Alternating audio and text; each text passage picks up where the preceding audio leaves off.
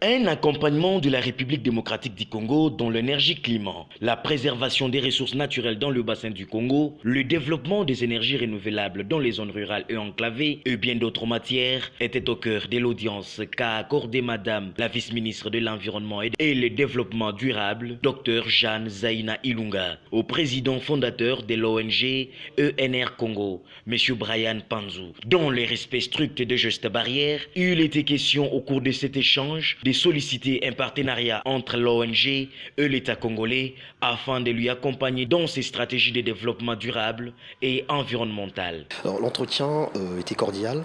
L'objectif c'est d'être utile pour le Congo et pour le bassin du Congo, puisque au sein d'ENR Congo, nous défendons l'avenir du bassin du Congo, notamment sur des questions de bien-être social, mais également sur des aspects liés au développement, aux initiatives locales permettant aux populations de pouvoir vivre des produits naturels. Très satisfait de l'entretien, M. Brian Panzou est convaincu que le développement durable de l'Afrique passe par la diversification de son économie et affirme que son expérience dans d'autres pays d'Afrique est un modèle qui peut guider la RDC dans ce secteur de l'environnement. Bien sûr, puisque c'est une personne qui est expérimentée, on sent dans ce qu'elle fait, ce qu'elle accompagne déjà les femmes au niveau du Congo, au niveau des zones rurales.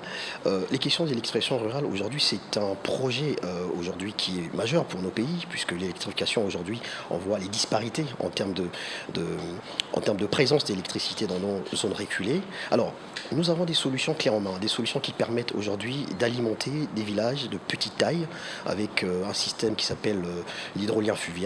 Donc c'est des picots hydroliennes qu'on va installer dans des rivières avec un écoulement qui est assez prometteur en termes de puissance. Donc c'est des systèmes qui vont transformer l'énergie cinétique en énergie électrique. Nous avons eu la chance d'expérimenter ce genre de projet dans le Congo voisin et au Cameroun.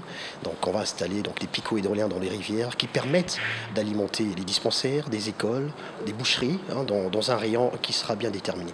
Donc je pense que les questions de l'expression rurale aujourd'hui, c'est le cœur même de l'action du ministère du Développement durable et de l'Environnement. Dr Jeanne Zaina a rassuré ses hôtes de l'importance que le ministère accorde à ces sujets et les a invités à apprêter un protocole d'accord.